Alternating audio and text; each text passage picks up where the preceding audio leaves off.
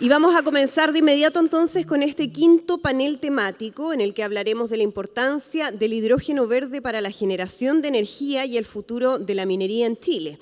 Va a estar moderando este panel Renato Sepúlveda, presidente de 8SAT, pero antes de invitarlos a todos al escenario, vamos a escuchar a nuestro primer speaker de este panel, José Ignacio Galindo, presidente and CEO de Alset Global, y Xavier Contastini, socio senior de McKinsey. Lo tenemos a José Ignacio Galindo vía online, así que los vamos a escuchar y luego va a ser parte de esta conversación. Hola Andrea, muchas gracias. Muchas gracias por la invitación.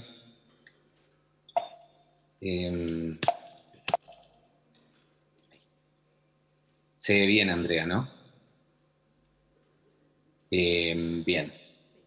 Bueno, hoy día quería compartir con ustedes el desarrollo del proyecto y presentarles, muchos conocen acerca del proyecto que ya lleva varios años de desarrollo. Pero quería comentarles acerca de por qué la combustión dual es el puente requerido para el hidrógeno en minería. Primero, quería presentarme brevemente para aquellos que no me conocen. Mi nombre es José Ignacio Galindo, soy ingeniero civil industrial de la Universidad de Santa María. He vivido más de 23 años fuera de Chile, desde el 2006, radicado en Austria, desarrollando tecnologías principalmente focalizadas en combustión dual de hidrógeno, tanto en aplicaciones en motores diésel como en motores de gasolina. Hemos desarrollado importantes patentes para habilitar al motor de combustión interna para que funcione con hidrógeno, entregando exactamente las mismas prestaciones que funciona con combustible fósil, en alianza con la Universidad Tecnológica de Graz, que es hoy día uno de los centros más importantes del mundo, tanto en desarrollo de tecnologías de hidrógeno como de combustión en general. 2013 desarrollamos uno de los proyectos más emblemáticos de la industria automotriz, que fue, junto con Aston Martin, desarrollar el auto a hidrógeno, primer auto de hidrógeno que compitió en una carrera oficial y nos llevó a recibir el premio Motor del Año en Alemania ese mismo año. Esto nos permitió recibir después invitaciones de diferentes partes del mundo para desarrollar proyectos, y una de las más importantes fue la que recibí en el 2016 desde acá, desde Chile. En ese momento Eduardo Vitrán, dirigiendo la Corfo, tenía una visión de cómo desarrollar la industria de energía renovable, en la cual el hidrógeno es una parte fundamental. Hicimos todo un levantamiento en la industria minera para mostrar el potencial del hidrógeno. Después se llamó un proceso de licitación que lo ganamos y empezamos a desarrollar la tecnología para los camiones mineros. Y de eso les quiero comentar hoy día. Pero quería partir primero mostrándoles cuál es el propósito que mueve las acciones de Alset en todos estos años. Y básicamente es que nosotros trabajamos por la recuperación de la armonía y el equilibrio de nuestro planeta. Eso, todo lo que realizamos tiene esa fuerza. Y eso es lo que nos motiva. Y nos ha motivado durante todos estos años a desarrollar tanto tecnologías como mercados, y apoyar las iniciativas de los diferentes partners y industrias. Uno de los grandes desafíos que vemos, ¿no es cierto?, que son conocidos por todos ustedes, por supuesto, pero quería mencionarlos brevemente para darle un contexto. Primero es la baja en la productividad, ¿no es cierto?, debido al decaimiento, ¿no es cierto?, de la ley mineral, que ha caído en los últimos 18 años a menos de la mitad. Pero si proyectamos esto hacia el futuro, vemos que para cumplir las metas, ¿no es cierto?, que se ha planteado Chile de cara al Acuerdo de París, ¿no es cierto?, vemos proyecciones de Goldman Sachs que muestran que de acá al 2040, que son en 18 años más, se va a duplicar la demanda por cobre. Y esto implica un desafío gigantesco, porque en 18 años básicamente se está proyectando que vamos a tener que producir el doble de lo que producimos hoy día. O sea, una industria que tomó más de 100 años construir, ¿no? Por lo tanto, un desafío enorme. Y en ese contexto también, ¿cuál es el rol que juega el cobre verde? Y también Goldman Sachs proyecta, ¿no es cierto?, que para el 2030 más o menos un 16% de la demanda global va a ser de cobre verde. Eso estamos hablando de unos 4,6 millones de toneladas. Y también es un desafío enorme. Entonces, ¿cuál es el rol que juega el hidrógeno en esto? Y quería partir primero bien puntual en términos de por qué el hidrógeno. Primero, lo primero es que es el elemento más abundante. ¿Por qué es el elemento más abundante? Porque es regenerativo, ¿no es cierto? Por lo tanto, tiene un ciclo regenerativo completo, es limpio y es seguro. Esto significa que se produce en base a energías renovables y agua, y tiene un peso, ¿no es cierto?, que es un 7% el peso del aire. Por lo tanto, cualquier fuga que exista, esto en realidad se disipa en el aire de forma muy, muy rápida. Se ha demostrado ya la seguridad del hidrógeno en múltiples oportunidades. Por lo tanto, estamos hablando de un combustible muy, muy seguro, y la seguridad tiene que ver con el manejo. Segundo, tiene la mayor densidad de energía por unidad de peso de todos los elementos conocidos, lo que lo hace un excelente sistema de almacenaje, principalmente de energías renovables, lo cual, ¿no es cierto?, es lo que nos convoca para la producción de hidrógeno verde. Y esta característica hace que también, ¿no es cierto?, el hidrógeno permita una muy rápida transferencia de energía. Esto significa, ¿no es cierto?, de una estación estacionaria, ¿no es cierto?, de un lugar estacionario a un móvil, por ejemplo. ¿Cuánto nos demoramos en traspasar esta energía a un móvil principalmente, ¿no? Y aquí quería compartir con ustedes también el tema de la densidad de energía, porque si uno toma como un parámetro, por ejemplo, el litio tiene una densidad gravimétrica de 200 watt-hora por kilo, y el hidrógeno tiene 33.000 watt-hora por kilo. Por lo tanto, si comparamos, necesitamos una batería de 100 toneladas de peso para almacenar la misma cantidad de energía que podemos almacenar en 600 kilos de hidrógeno. Esto para tener más o menos un parámetro de lo que significa el impacto de la densidad energética en aplicaciones y en almacenamiento. Ahora, ¿por qué el hidrógeno en minería? Bueno, primero, el hidrógeno es no solamente un almacenaje de energía muy eficiente y bueno, sino que además es un combustible. Y el combustible hoy día representa alrededor del 48% del consumo energético en una mina. Por lo tanto, si nosotros miramos desde la perspectiva de la descarbonización de la minería, vemos que el tema eléctrico es un tema que se conoce muy bien cómo se va a enfrentar, ¿no es cierto? Se está enfrentando, se han hecho tremendos avances en eso. Y hay un roadmap muy claro, ¿no es cierto? Energía renovable, conectada, grid, y ese no se ve como un problema, ¿no?, sino que es un tema de implementación. Pero el tema del combustible sí lo es, y representa el 48%. Por lo tanto, el tema del combustible hay que tratarlo. ¿Y cómo, si es un combustible, cómo lo puedo incorporar? Y aquí viene una de las características, creo yo, más relevantes de esto, y es que el hidrógeno puede ser utilizado en motores de combustión existente que hoy día funcionan con diésel. Y eso permite, tiene una cantidad de ventajas enormes que las vamos a mencionar ahora. Descarbonizar la industria significa una transición energética, por supuesto. ¿Y cuál es el objetivo de la transición energética? Aumentar productividad. Baja la ley minera, tenemos que aumentar productividad de alguna manera.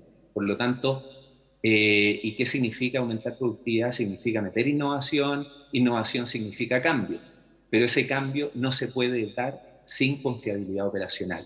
Entonces, la confiabilidad operacional pasa a ser una de las características fundamentales para la implementación en la industria. Y esto para nosotros es la definición básica de lo que es una tecnología de transición. Aquella tecnología que permite, ¿no es cierto?, la incorporación de nuevos combustibles limpios, pero que no comprometan la confiabilidad operacional, que es clave, ¿no es cierto? Y eso se sabe muy bien. Los motores duales son claves para la implementación de combustible alternativo. Primero, no tienen requerimientos de pureza, ¿no es cierto?, en el hidrógeno. Tienes dos modos de operación, en modo hidrógeno, modo dual, puedes llegar hasta un 97% de hidrógeno en la mezcla. Ya voy a explicar en detalle esto. Y también tiene la capacidad de ir 100% diésel, que entrega toda la confiabilidad operacional, porque si falla cualquier sistema dentro de toda la cadena de valor del hidrógeno, se puede funcionar con diésel y no se interrumpe el proceso operacional. Y los procesos de mantenimiento son similares porque estamos hablando exactamente del mismo motor de combustión interna. Ahora, ¿cómo se ha abordado y cómo se aborda, ¿no es cierto?, las fases de desarrollo o cómo podemos tener disponible la tecnología? Bueno, esto básicamente lo dividí en tres grandes puntos. El primero es el cierre de brecha tecnológica, porque si miramos, ¿no es cierto?, en el amplio espectro, ¿no es cierto?, de incorporar tecnologías de hidrógeno, okay, ¿qué cosas puedo comprar y qué cosas no puedo comprar? ¿Qué cosas están disponibles y qué cosas no están disponibles? Desde energía solar, ¿no es cierto?, paneles fotovoltaicos están disponibles, electrolizadores están disponibles, sistemas de almacenamiento están disponibles, sistemas de seguridad están disponibles. Lo que no está disponible son motores que podamos utilizar, ¿no es cierto?, operacionalmente. Por lo tanto, ahí se definió, ¿no es cierto?, una brecha tecnológica importante que fue el punto de partida, ¿no es cierto?, del proyecto. Una vez que se cierra esa brecha tecnológica, ¿no es cierto?, podemos pasar a la fase industrial, porque nos sirve de mucho un prototipo o simplemente un desarrollo tecnológico sin la capacidad de ser industrializado y escalado, porque al final del día hay que cumplir con metas de descarbonización específicas que obedecen a los planes de descarbonización de la industria en general y de cada una de las mineras. Y tercero, por supuesto, es la implementación en base a esos planes de descarbonización, ¿no es cierto? La fase 1, que es el cierre de brecha tecnológica, básicamente se focalizó en validar empíricamente el porcentaje de reemplazo de diésel en las aplicaciones de los camiones de extracción minera. Este proyecto partió primero con un levantamiento completo de la industria. Para eso hicimos los trabajos en Chuquicamata, donde analizamos absolutamente todo el proceso, desde supply de energía, supply de agua, de los diferentes elementos, lo que significa la operación del camión, el mantenimiento, la operación de la mina, el abastecimiento, absolutamente todo, y se hizo todo un levantamiento y un análisis completo de lo que significaba tanto la operación de los camiones como lo que significa, ¿no es cierto?, el mantenimiento y cómo podría ser la transformación de estos camiones en cada una de sus etapas. Desarrollamos, ya voy a mostrar brevemente el plan que ejecutamos de desarrollo, pero básicamente el resultado que obtuvimos se muestra acá, que es, hemos llegado a obtener hasta un 97% de hidrógeno en la mezcla, con un 3% de diésel. Esto es en un concepto que se conoce como par load, que es cuando uno tiene el motor va a una carga de alrededor de un 60%. Y cuando va a full carga, hasta un 60% de hidrógeno en la mezcla con un 40% de diésel. Después implementamos una segunda estrategia de inyección de combustible que nos permitió llegar hasta un 80% a plena carga, con un 97% en carga media, que es un 60%. Lo cual muestra que en realidad un camión puede tener un camión minero, ¿no es cierto?, operando. Estamos hablando de niveles de reemplazo que van desde un 60 hasta un 97%, dependiendo, ¿no es cierto?, de las características de la mina y las características operacionales, bueno, lo que se decida, ¿no? Porque son diferentes estrategias de inyección. Pero estamos en niveles altos de reemplazo de combustible, manteniendo el mismo motor y las mismas características operacionales en una mina. Acá brevemente lo que fue el proceso de desarrollo, que se parte con todo lo que es una programación de motores virtuales, porque primero se trabaja todo esto en motores virtuales, con herramientas muy sofisticadas que ocupa la industria automotriz. Esto todo lo hicimos en Austria, en conjunto con la Universidad Tecnológica de Graz. Después se hacen simulaciones, se hace optimización. Todo el proceso de programación de estos motores virtuales tiene relación con programar el motor en el modo diésel tal cual lo hace un fabricante. Por lo tanto es como que se emula todo, se hace nuevamente lo que hace un fabricante con un motor, pero esta vez de forma virtual, que hay que programarlo entero. Después diésel, primero en diésel, después con hidrógeno, y después la mezcla de ambos combustibles, y después se hace la optimización completa. Después se itera, ¿no es cierto?, hasta que se logran los óptimos, y después esto se va a testeo. Y cuando testeamos los resultados en bancos de prueba, en Research Engine, muestra los resultados que les acabo de mostrar. Todo este trabajo ahora llega a una fase, ¿no es cierto?, de implementación. Y eso es lo que ha estado programado, ¿no es cierto?, y lo que hicimos, básicamente. La pandemia obviamente influyó negativamente en términos de los tiempos del proyecto.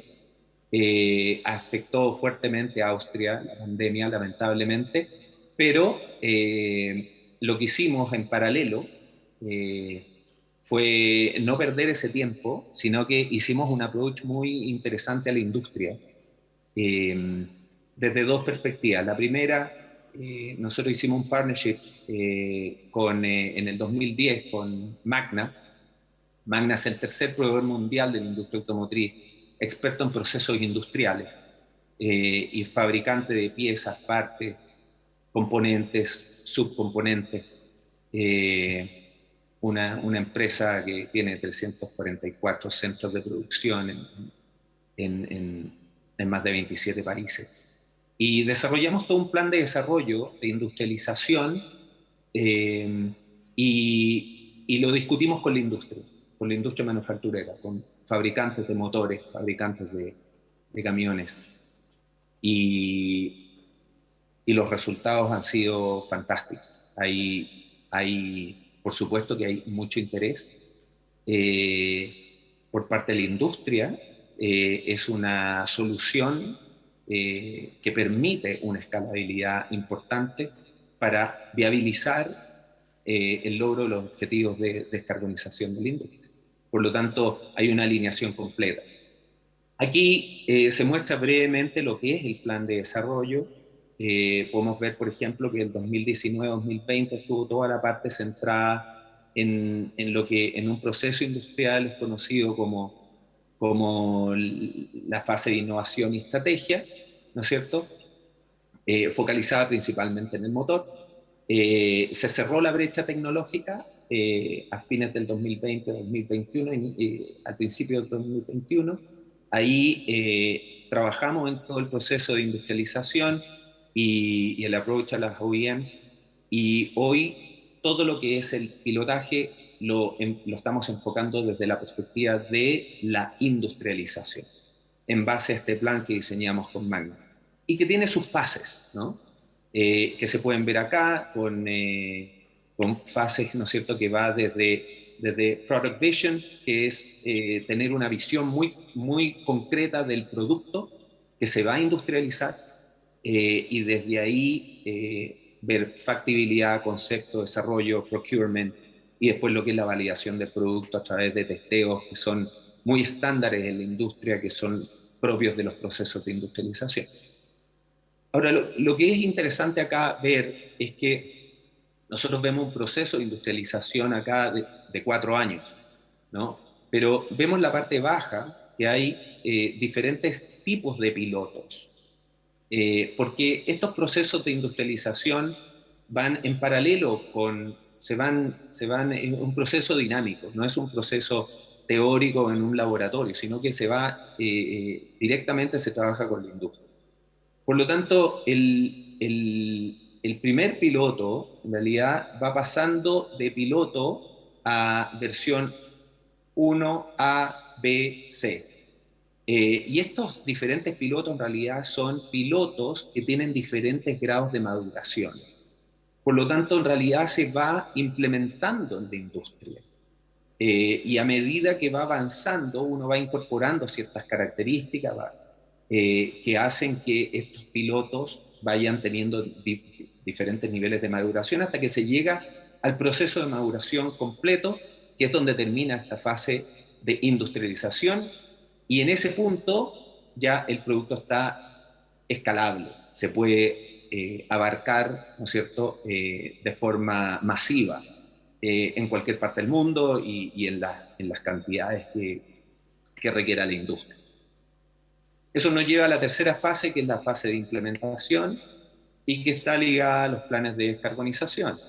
Entonces aquí en azul se ve, por ejemplo, las posibilidades de la tecnología. Y las posibilidades de la tecnología es que, por ejemplo, se puede descarbonizar una mina en todo lo que es combustible, ¿no? Entre un 60 y un 80% a plena carga, con un 97%, ¿no es cierto?, a plena carga. O sea, estamos hablando de niveles entre 60 y 97%. Y después, entonces, ¿qué pusimos como target? Tomamos como ejemplo los targets que la misma industria se ha puesto. Y casi toda la industria, algunos un poco antes, un poco después, pero más o menos todos coinciden, ¿no es cierto?, en que los objetivos de reducción de emisiones al 2030 son de un 30% alrededor. Y hay compañías, ¿no es cierto?, que han puesto target específico al 2040, por ejemplo, de eliminar el diésel. Entonces, ¿cómo se lleva adelante? Y quiero invitarlos un poco a analizar este proceso desde la perspectiva de los procesos industriales que son absolutamente necesarios en la industria. Si la industria tiene como objetivo, por ejemplo, disminuir un 30% los niveles de emisión al 2030, ¿qué significa? Hoy día estamos en el 2022. Entonces, básicamente, lo que estamos diciendo es que acá tienen que estar implementados. O sea, estamos hablando de disminuir 30%, y si toda la industria está alineada con esto y se cumple, quiere decir que toda la industria disminuyó sus niveles de emisión, estamos hablando de combustible, ¿no? En un 30%. Y eso significa que el proceso tiene que necesariamente estar industrializado, porque o si no es imposible. No hay garantías, no hay nada de eso. Eso tiene que haber garantías, tiene que haber procesos industriales, tiene que haber escalamiento, porque si no, no se pueden lograr esos targets. Y eso significa que si tomamos en consideración lo que les acabo de mostrar de un proceso industrial que toma 4 años, un proceso de industrialización serio, nos deja 4 años de implementación. 4 años de implementación para que la industria minera mundial pueda lograr niveles de reducción del 30%. Eso es un desafío gigantesco, obviamente. Pero la buena noticia es que la tecnología de combustión dual permite no solamente eso, permite llegar hasta un 60, incluso hasta un 80%, entre un 60 y 80 hasta un 97%. Entonces, ¿qué es lo que pasa? Acá, pero esto considerando que se inicia el proceso de industrialización ahora. Entonces acá el punto es, en realidad, la pregunta. la pregunta más clave es, ¿qué características tiene que tener la tecnología para entrar en un proceso de industrialización ahora? Porque no hay tiempo. Si queremos lograr los objetivos que se ha puesto la industria al 2030 y tener 4 años de implementación, tenemos que iniciar el proceso industrial ahora. Entonces, ¿cuáles son las características de esa tecnología para que la industria empiece el proceso industrial? Básicamente hay 2 características. La primera es que haya mercado. Y la segunda es que sea una tecnología madura. Porque no se industrializan tecnologías que no son maduras. No se industrializan tecnologías que están en desarrollo. Y la única tecnología con los niveles de maduración suficientes como para iniciar un proceso de desarrollo industrial de estas características es la combustión. Entonces esto nos deja en dos puntos. O es combustión sola de hidrógeno o es combustión dual. Y el problema de la combustión sola es que no permite, no entrega los niveles de confiabilidad operacional necesarios por la industria. Porque si falla algo, en la cadena del hidrógeno queda varado el sistema. Por lo tanto, la combustión dual lo que tiene es que garantiza los niveles operacionales. Y eso es lo clave, y por eso que es la tecnología de transición que permite transitar con niveles de descarbonización que superan las expectativas de la industria. Por lo tanto, la propuesta de valor de la tecnología de combustión dual es primero, ¿no es cierto?, que permite una actualización, un upgrade de la infraestructura y activos existentes, donde el motor de combustión interna es la base para una adopción rápida de hidrógeno verde para contribuir a la descarbonización de la industria. Y donde la infraestructura de diésel se mantiene, porque eso es lo que garantiza la confiabilidad operacional. ¿Qué tipo de impactos estamos hablando? Estamos hablando de impactos, perdón.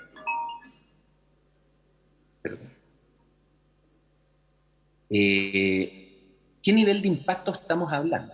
Si nosotros vemos acá un cuadro, vemos que los camiones mineros, por ejemplo, que consumen 3.400 litros de diésel por día, producen más o menos unos 3.200.000 kilos de CO2 por año. Si tomamos como promedio un 70% reducción de emisiones o reemplazo de combustible, estamos hablando que en base a combustión dual un camión puede eliminar unos 2.200.000 kilos de CO2 por año. Y como tenemos más de 1.500 camiones activos en la industria minera chilena, estamos hablando de más de 3 millones de toneladas por año de CO2. Ese es el impacto que esto puede tener. Porque cada litro, ¿no es cierto?, de combustible, de diésel, que se quema produce 2,68 kilos de CO2. Por lo tanto, la relación es directa. En resumen, primero, la combustión dual permite, primero, la descarbonización de la industria con la más alta confiabilidad operacional de todas las tecnologías que existen. Segundo, la tecnología permite mantener los procesos operacionales existentes, principalmente la prolongación de la vida útil de los activos, ¿no?, que son los camiones. Tercero, la tecnología permite una implementación rápida, escalable. Y aquí hay un punto que me gustaría resaltar, y es que la aceleración del beneficio depende de la industria minera. Porque la industria manufacturera responde a la demanda de la industria. Entonces la industria minera hoy día tiene 2 opciones. O espera los tiempos de la industria manufacturera, o la industria manufacturera se adapta a los requerimientos de la industria minera. Y lo bueno es que, si depende de la industria minera puede acelerar este proceso. Estamos hablando de una operación segura, ¿no es cierto?, por las características que les comenté. Y todo esto permite, aparte de todos los aspectos de descarbonización, permite, por supuesto, la reducción de costos y la ausencia de volatilidad en el costo del combustible, ¿Por qué? Porque el hidrógeno, básicamente, cuando hablamos de hidrógeno verde, hablamos de la electrificación del costo del combustible, que es decreciente en el tiempo. Muchas gracias por el tiempo y quedo pendiente del panel para cualquier pregunta que quieran tener. Muchas gracias. Muchas gracias a José Ignacio Galindo. Le damos un aplauso. Él efectivamente va a estar también conversando en el panel que vienen en los próximos minutos. Antes vamos a invitar al escenario a Javier Constantini, quien también va a ser parte de esta conversación y que tiene una exposición respecto a este tema. Le damos un aplauso también para saludar.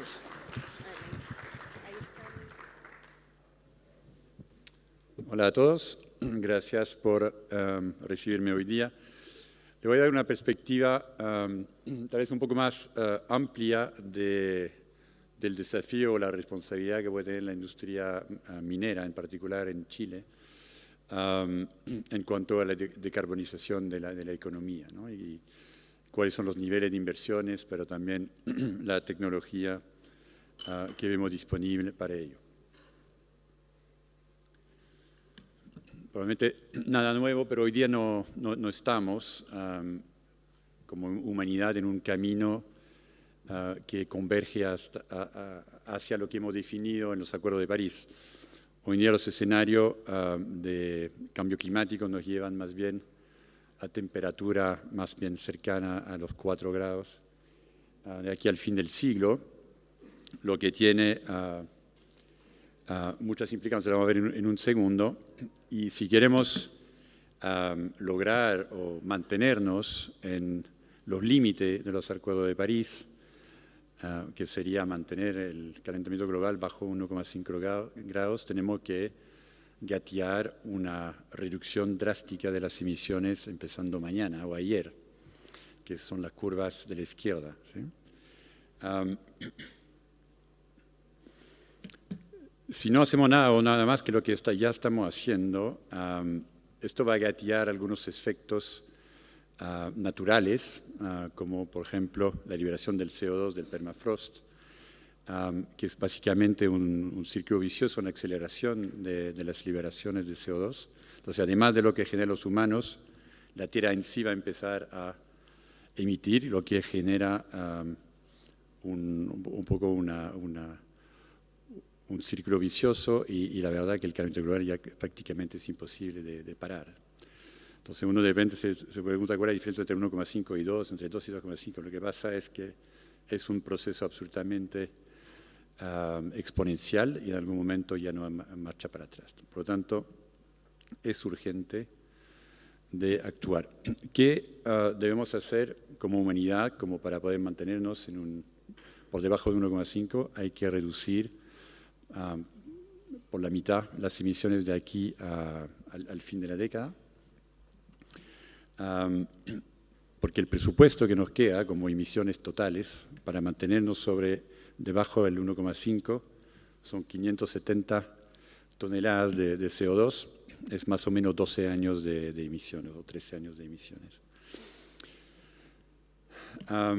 La industria minera en Chile, si uno va sumando los 3 alcances de emisiones, 1, 2, hablamos de 1 y 2, que es básicamente las emisiones operacionales y la electricidad que consumimos, si le sumamos el alcance 3, que son las emisiones de nuestra cadena de valor, en Chile la industria minera representa más o menos 27% de las emisiones totales en el país. 23 de ellas acontecen en el país, 4 acontecen en el transporte marítimo sobre los océanos. A nivel mundial, ¿cómo vuelvo para atrás? Así, ¿no? A nivel mundial, las emisiones de la industria minera, si le sumamos las emisiones de metano de la minería de carbono, son más o menos el 7% de las emisiones totales mundiales y el carbono son solamente 2%.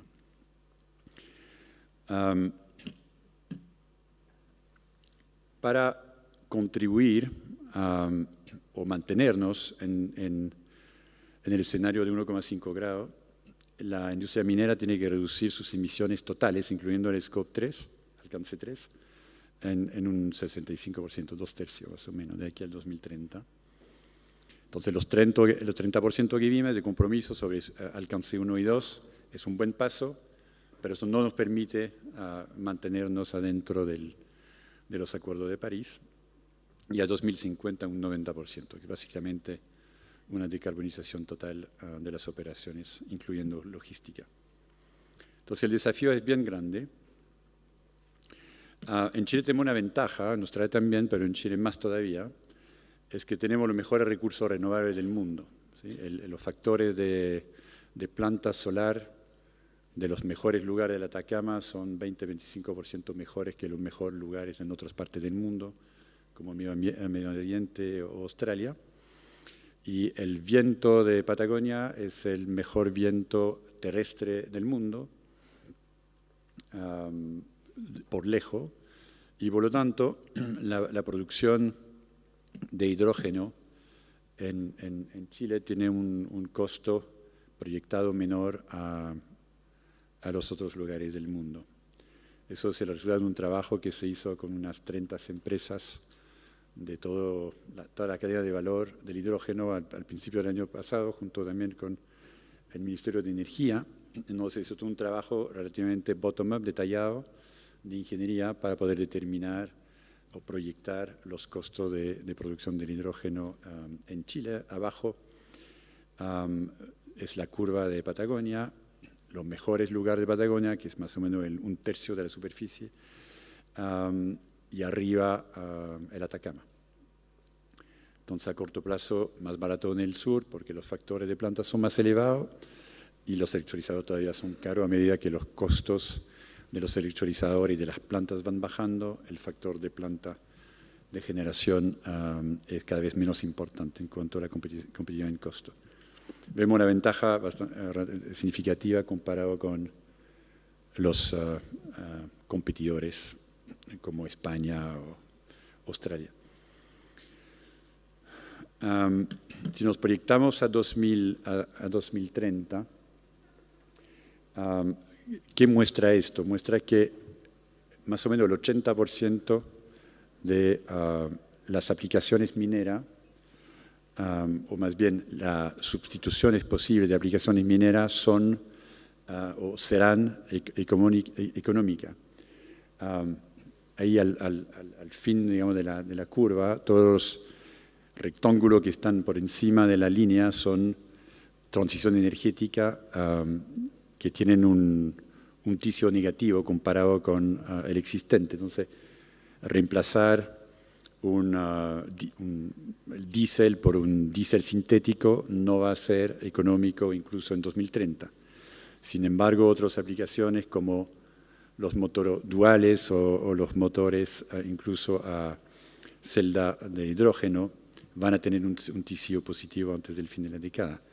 Ni hablar de todo lo que se puede electrificar, que hoy día obviamente la energía renovable ya es la más barata y por lo tanto son económicos de sustituir. Y a la izquierda, el naranjo son básicamente todas las mejoras operacionales, es básicamente reducir el consumo de energía que tienen un retorno altísimo. Entonces, la buena noticia es que la tecnología existen como para decarbonizar la industria minera de forma económica.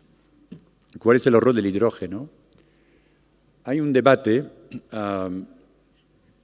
y cuando uno mira bien los TCO en detalle, en cuanto a qué tecnología entre batería o batería control y por un lado, por otro lado, la celda de combustible, el motor de hidrógeno, cuál va a ser el más barato para CAEX. Y también algunas otras aplicaciones que también se pueden electrificar. Entonces, el escenario de la izquierda es el escenario en donde se electrifica lo máximo posible, se usa el hidrógeno en la mínima cantidad de aplicaciones posible. En este caso, que es el más conservador, el hidrógeno representa más o menos 30% de la sustitución energética que la minería necesita. Esto incluye el transporte marítimo, por ejemplo. Y si nos movemos hacia la derecha, se van agregando otras aplicaciones de transporte terrestre, como los CAEX, bulldozer y otro. trenes, y ahí la participación del hidrógeno en la decarbonización de la minería pasa a ser más de la mitad. Entonces no vamos a lograr los objetivos planteados anteriormente sin el hidrógeno. ¿De qué tamaño de inversión estamos hablando? Si nos ponemos en el escenario de la derecha, en donde el hidrógeno es lo que se aplica en la mayoría en la totalidad de las aplicaciones donde tiene la posibilidad de ser una aplicación, se necesita más o menos 10 gigawatts de electrólisis, que va a requerir más o menos 12 gigawatts, 11-12 gigawatts de generación. Si le agregamos lo que nos queda por decarbonizar de la matriz eléctrica, necesitamos más o menos 15 gigawatts de generación renovable, que es más o menos la mitad de la matriz total existente en Chile, y más o menos 10 gigawatts de electrólisis. Entonces estamos hablando de una inversión en el país de más o menos 30.000 millones de dólares. ¿Sí? Entonces obviamente un impacto país tremendo, pero esto requiere que el país se organice para ello. ¿Sí?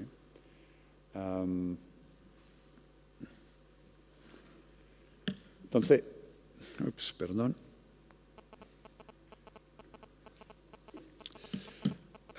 Para que esto se dé, y no solamente esto, pero también el desarrollo de la industria del hidrógeno en general en Chile, Chile siendo el país más competitivo en el mundo, el país necesita ordenarse en algunos temas, ¿no? El Estado tiene ahí que hacer algunas cosas. Pusimos en azul los puntos clave. Primero necesitamos reglas del juego, eso no es nuevo para nadie, pero hoy día es lo que para todas las inversiones, no solamente de hidrógeno.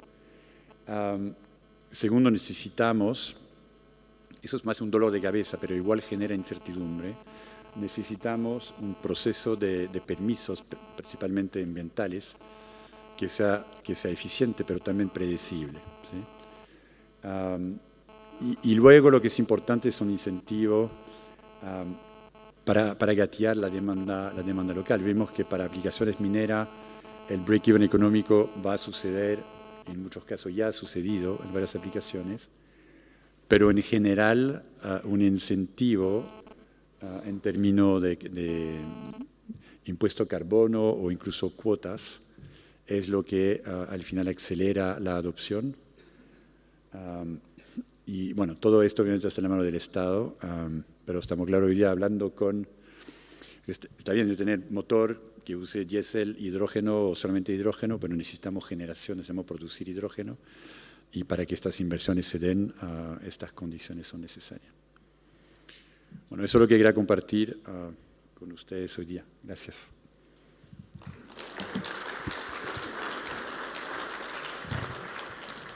Le agradecemos a Javier. Javier, te quedas con nosotros para participar en el panel que también va a integrar, como veíamos, José Ignacio Galindo. Va a moderar Renato Sepúlveda, presidente de 8SAT, a quien invitamos, por supuesto, al escenario, y en el que también van a estar participando Luis Merson, director regional de Eni en Chile, Luis Sarras, director de negocios de hidrógeno verde para América del Sur de AES Chile, y María de los Ángeles Valenzuela, manager Chile de Inicio. Les damos a todos la bienvenida, los recibimos por supuesto con un gran aplauso y dejamos a Renato que va a moderar este panel.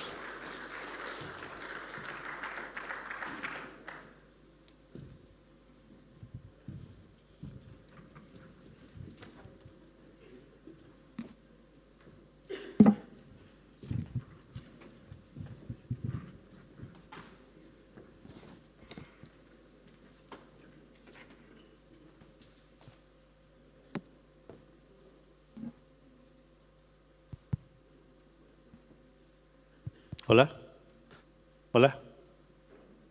Muchas gracias, Andrea, por la invitación.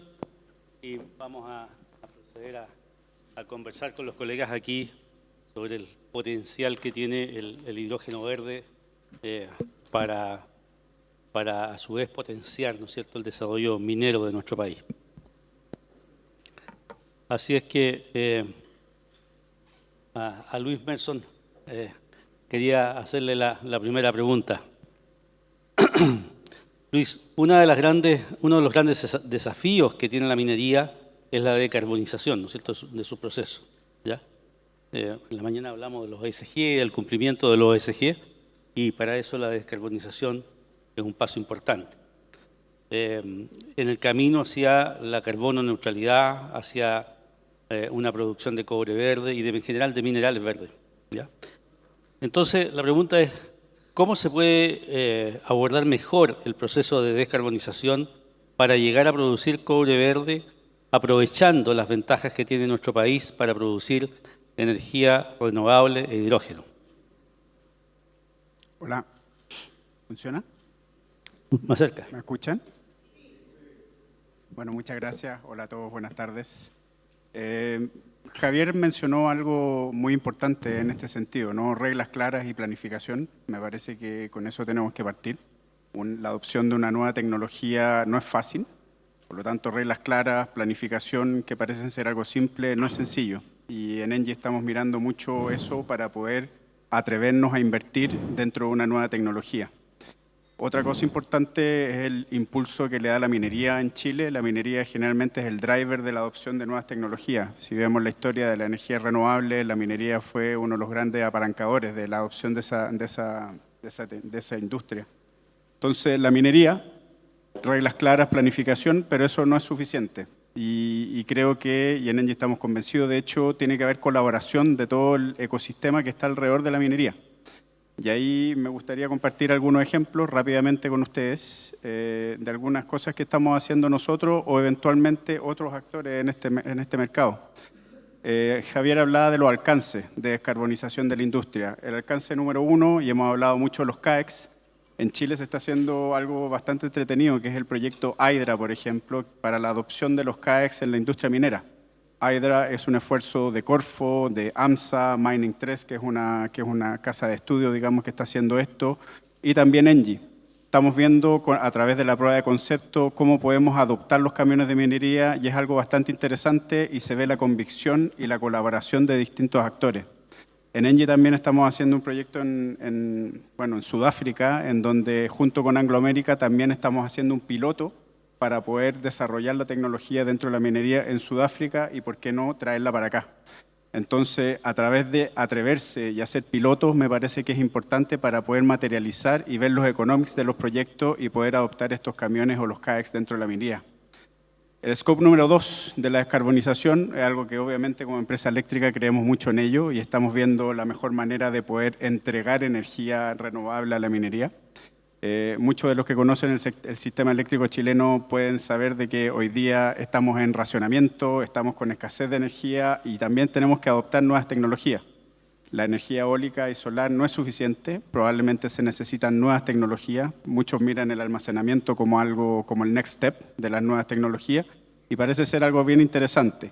También atreverse cómo adoptar esas nuevas tecnologías no es fácil, hoy día la tecnología está en precios altos, pero ver cómo podemos adoptar eso y ahí vuelvo a lo que decía Javier, reglas claras y planificación. Y seguramente regulación también es importante, mencionado por Javier también.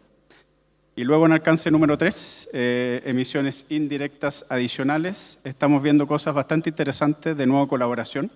En ENGIE tenemos un proyecto piloto junto con AEX para el amoníaco verde y eventualmente hacer explosivos verdes. Entonces, hay una colaboración, hay distintas agencias de exportación, distintos bancos que también están apoyando en este proyecto, el cual eventualmente podría ayudar a tener explosivos verdes para la minería. Suena raro, suena fuerte, explosivos verdes, pero es material dentro del negocio de la minería y la colaboración que tenemos todas las empresas en eso y el empuje está bastante fuerte.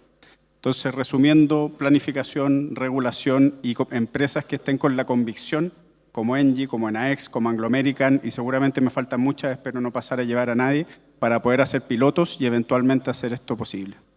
Muchas gracias, Luis. Muy interesante. María de Los Ángeles.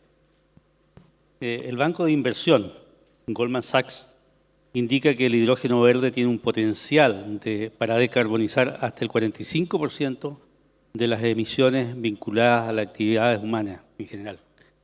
De manera que es un vector relevante para ponerle atención a este proceso de decarbonización. ¿Nos puedes comentar tú, por favor, cómo ves el camino para llegar a producir hidrógeno verde a costos competitivos en Chile ¿Y cuándo estimas tú que se puede alcanzar esta importante meta? Sí, se escucha. Muchas gracias. Primero que todo, muchas gracias, Renato, por la invitación. Muy buenas tardes a todos. Respecto a tu pregunta, diría primero que el costo del hidrógeno tenemos que separarlo en 3 variables que son interdependientes. Uno, que es el CAPEX. Dentro del CAPEX que encontramos, o sea, estamos hablando del CAPEX de toda la cadena de valor del hidrógeno, pero el principal costo ahí tenemos es el de los electrolizadores. Segundo, el OPEX, que ahí es donde hay que ver si se incluye o no el valor de la generación de la electricidad. Y tercero, el costo de capital. Entonces, partiendo por este último, que diría que es uno de los más importantes, es donde para reducir los costos tenemos que atraer capital al país. Y ahí también, recordando la presentación de Javier, uno de los puntos importantes para atraer capital es justamente la regulación del hidrógeno en el país. Y en eso puedo contarles que el Ministerio de Energía está desarrollando regulación en este minuto, tiene toda una hoja de ruta propuesta para trabajar en lo que es la regulación del hidrógeno como combustible, porque eso es lo que es nuevo en sí en este sector. Y en este minuto, de hecho, el primer reglamento de hidrógeno como combustible, que es el reglamento de seguridad de las instalaciones de hidrógeno, se encuentra en la Contraloría, está en trámite. Así también, el Ministerio de Energía, dentro de esta hoja de ruta, también está trabajando con el Ministerio de Minería en tratar de trabajar en el desarrollo de esta regulación, pero por el lado minero. Y así también el año pasado el Ministerio de Minería, junto con Cernagiumín, sacó una guía para los pilotos de hidrógeno y la validación de tecnologías de hidrógeno en la minería. Bueno, eso por el lado entonces de lo que es el capital.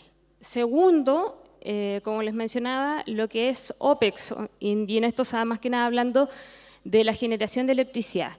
Y aquí haciendo la relación con lo que es minería, tenemos que en sí el sector minero, por lo menos la minería del cobre, ¿cierto?, que está agrupada en el sector del norte, donde tenemos el gran potencial, como lo mostró también Javier ahí en una de las imágenes, el potencial solar, y eso haría que los costos se disminuyan, los costos de esta electricidad, y eso también permitiría finalmente que se reduzcan los costos de hidrógeno. Entonces ahí es donde es importante este desarrollo del hidrógeno para la minería, en la reducción finalmente de los costos.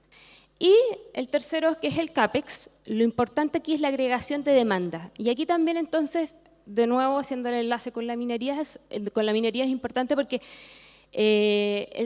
las faenas mineras, ¿cierto? O sea, los distritos de minería se encuentran en sí, ¿cierto?, que agrupados, y eso también permite agregar esta demanda. Y esa agregación de demanda es la que permitiría reducir entonces también los costos de producción de hidrógeno. Perfecto, clarito. Muchas gracias, María de los Ángeles. A don José Ignacio, que está por allá en la pantalla. Te tengo 2 preguntas, José Ignacio. ¿Cuál es el aporte a la descarbonización que puede hacer el hidrógeno verde en relación a la flota de vehículos mineros? Eso en parte ya lo contestaste en tu presentación.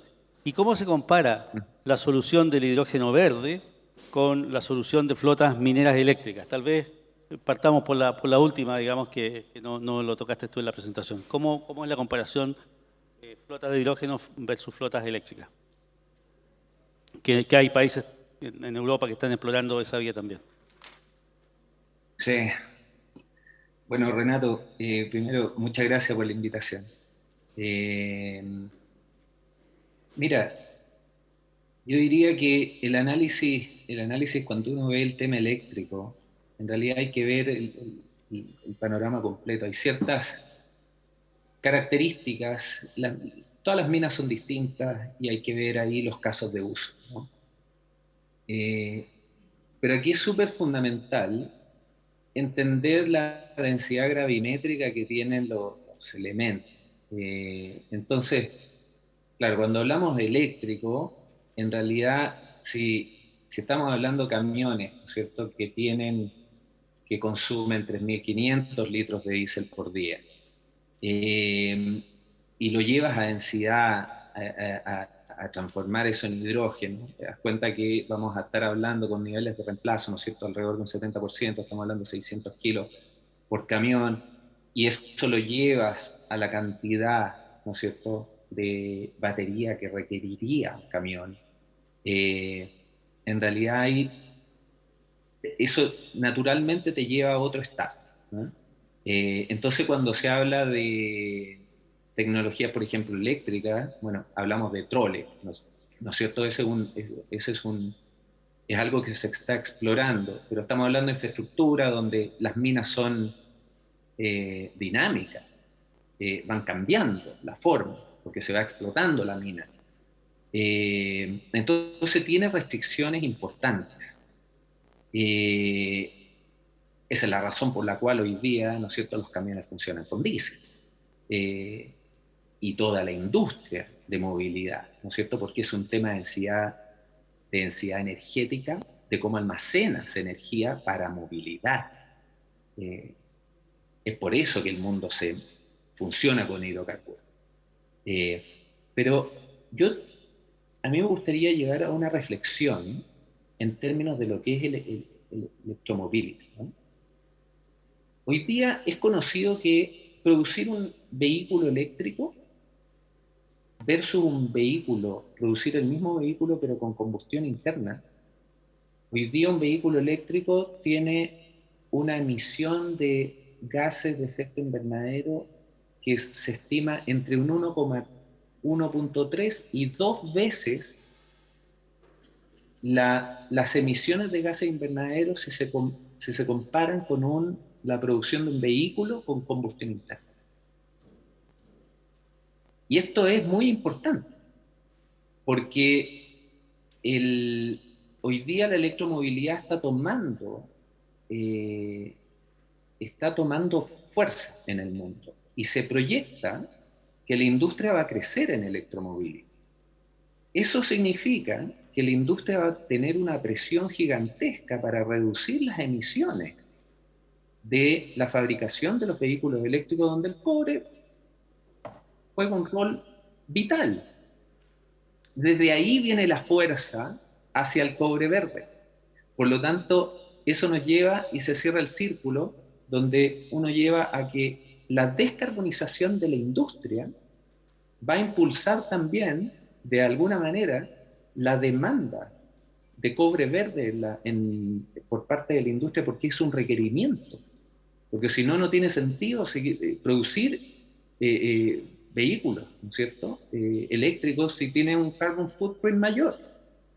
Pero si se puede descarbonizar a nivel de materias primas, entonces se va a lograr un pool, ¿no es cierto?, muy importante, y eso está en manos de la industria minera, de la descarbonización y de los planes de descarbonización de la industria minera. Por lo tanto, ahí se cierra un ciclo que creo que es súper importante para el análisis. Ok. Gracias, José Ignacio. Javier, más allá de lo que tú has planteado en la presentación muy buena que hiciste, empujemos un poquito la frontera, digamos, y me gustaría que nos comentaras cómo las tecnologías pueden hacer más competitivo el hidrógeno verde y cómo podemos acelerar la incorporación para lograr el objetivo de masificar este combustible que ayuda a la reducción de la huella de carbono y el calentamiento global. Y te insisto, más allá de lo que tú bien presentaste, si tú tuvieras todo el poder, ¿cómo lo harías? Bueno, hablamos bastante de la tecnología de propulsión de camiones, pero si miramos, al final el costo del hidrógeno lo va a determinar la tecnología de generación eléctrica y de electrólisis y transporte y almacenamiento de hidrógeno. Como se decía, más allá de la tecnología madura como la generación solar o eólica que conocemos, ¿no?, fotovoltaico y eólica terrestre, hay una tecnología de generación termosolar, no necesariamente la que conocemos de CSP con arena, pero hay otras startups de tecnología termosolar que tienen objetivo y planteamiento de reducción de costo bien importante. Entonces, obviamente, hay que ver si van a lograr su reducción de costo y van a tener que demostrar que pueden escalar para que sean bankable y que por lo tanto lo podemos incorporar en proyecto grande, pero por lo menos para allá, además de la batería de almacenamiento de larga duración, esta tecnología te permite al final tener una curva de generación bastante más constante en el día y por lo tanto niveles de utilización de tus plantas más alto, lo que te ayuda con los economics de todas las cadenas. Entonces eso, una área en donde nosotros vemos innovación bastante importante y empresas tanto de oil and gas o eléctrica que están invirtiendo en esta startup porque entienden el potencial económico que puede tener esta tecnología. El otro en electrólisis, hay, más allá de lo que conocemos, de alkaline y PEM, hay solid oxide electrólisis que para el hidrógeno sirve menos, pero para la producción de amonia o de acero verde o cualquier proceso que sea exotérmico de alta temperatura, estas tecnologías que necesitan calor exterior para poder funcionar tienen nivel de eficiencia mucho más alto que la tecnología existente. Y bueno, si uno sube la eficiencia en 25-30% del electrolizador, se reduce en un 20-25% la inversión requerida en toda la cadena productiva. Entonces eso es un salto en costo muy importante. Luego, ¿qué podemos hacer para acelerar esto? Bueno, los ciclos de desarrollo tecnológico son lo que son. Lo que es importante es tener al final a aquellos primeros inversionistas que se van a atrever a invertir con escala suficiente, un poco lo que están haciendo Engie con su proyecto IX. Es un proyecto que sencillamente no es un proyecto rentable, entonces sin un cliente captivo, sin subsidio, Corfo y otros, este proyecto tal vez no se hace, ¿sí? Entonces, es lo que están haciendo los europeos al final para hacer la transición. Están inyectando subsidios de diferentes formas y entienden que lo van a recuperar a mediano y largo plazo, generando trabajo al final y valor agregado en el continente. Creo que esta visión de mediano a largo plazo de inversión en tecnología nueva lo va a permitir acelerar los ciclos de desarrollo de esta tecnología. Ok, muchas gracias, Javier. Don Luis Arras, te tengo una pregunta a ti también. ¿Tú nos puedes comentar, Luis, qué lecciones se pueden obtener del despliegue y de la reducción de los costos de las energías renovables que pueden ser aplicables a la naciente industria del hidrógeno verde? Bueno, se escucha, ¿no? ¿Qué tal? Muy buenas tardes a todos y un placer conocerte después de tantos meses hablando, ¿no? La pandemia no nos había permitido. A ver, yo creo que estamos sentados acá y yo con un poco menos de pretensión de saber qué es lo que va a ocurrir en el futuro. Yo creo que las energías renovables ya nos dan un poco la pauta de cuál es el approach que hay que tener en la industria del hidrógeno. Hace 10 años atrás las industrias de la energía renovable era algo poco creíble, era algo que no se veía en el horizonte o había mucho escepticismo, los números no cerraban. Yo creo que esa es la principal enseñanza. Yo creo que la enseñanza de la evolución de las energías renovables para la industria del hidrógeno es plantearse con humildad en esta etapa del proceso, sentarse acá. De hecho, en este panel llama un poco la atención de que no haya ningún representante de la minería, ¿verdad? Yo creo que plantearse desde este punto y iniciar proyectos que estén disponibles para cuando sean requeridos, apostar a que esto va a evolucionar, va a tener un gasto, eventualmente esto nunca funciona. Ya están apareciendo voces de que esto es una quimera, de que podría no resultar, de que no va a alcanzar a llegar en fecha para el desarrollo tecnológico para frenar el cambio climático. Puede ser, es una alternativa. Es una alternativa. La industria minera tiene que convencerse. La industria minera efectivamente todavía está discutiendo de si quieren electrificar controles. Creo que tienen un poco descartado ya lo que es batería pura, ¿verdad? Pero se va a necesitar batería también en las soluciones de los camiones por un tema de torque, de potencia, ¿verdad? Pero todavía no está definido. Nadie lo sabe. ¿Son bancables estos proyectos? Aparentemente sí, en la medida de que haya una cadena de valor, un negocio, un off-taker, un compromiso de consumo. Yo no veo grandes riesgos tecnológicos en este tema. Creo que la cadena, al menos en la parte de la producción, ahí compañías como Alset o también los O&M, que tampoco están en este panel, ya están trabajando probablemente en resolver la brecha tecnológica más importante que hay. Hoy día no hay gran riesgo tecnológico en la producción propiamente tal del hidrógeno. Hay una brecha tecnológica en el consumo del mismo. No solamente en la industria minera, en la industria del acero, etcétera, ¿verdad? Fertilizantes, donde sea. Entonces, respondiendo directamente a la pregunta, yo creo que la enseñanza más importante es no tratar de predecir el futuro, sino que más bien apoyar el cierre de las brechas tecnológicas e ir formando las cadenas de valor, los modelos de negocio que permitan que el riesgo de estos proyectos, tanto financiero como tecnológico, sea bajo y que estén listos cuando se requieran. Calzan perfecto los tiempos con lo que ha dicho la gente de Alset acá, José Ignacio, y lo hemos escuchado también de otros fabricantes de equipo, ¿verdad? Probablemente el proceso de industrialización va a tomar 4 o 5 años. La producción de hidrógeno no se logra en 2 años. Menos aún con los procesos ambientales que tenemos, no solamente en Chile. Nosotros estamos mirando globalmente este tema y en particular una región como Sudamérica y Latinoamérica en general tiene gran potencial de producción. Estamos hablando de que puede producir, bueno, estudio de McKinsey ahí mostró 10, 15%, ¿verdad?, de la producción de hidrógeno a nivel global, 30% de la energía renovable. Hay gran potencial en la región, pero en cualquiera de estos países, para poder desarrollar un proyecto que esté en condiciones de entregar hidrógeno verde en un plazo realista, no va a tomar menos de 4 años. Así que los plazos calzan. Nuestra postura es, desarrollemos esto, pongamos en riesgo el esfuerzo de desarrollo, estemos disponibles si es que la industria finalmente lo adopta. Muchas gracias Luis. Te quiero comentar que yo soy uno de los conversos, yo soy uno de los que no creía que las energías renovables iban a llegar a los niveles de costos que han llegado, ¿ya? Y por otra parte también creo que hay interés en la industria minera por el hidrógeno verde, ¿ya?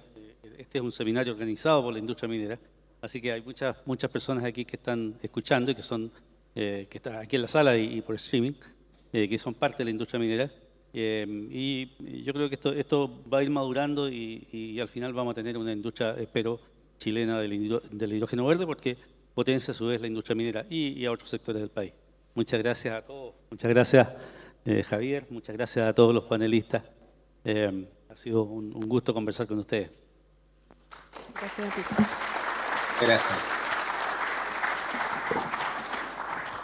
Gracias también a Renato por moderar este panel sobre un tema que sin duda nos tiene que ocupar y desafiar durante los próximos años. Mientras ahí sacan las fotos de rigor, por supuesto.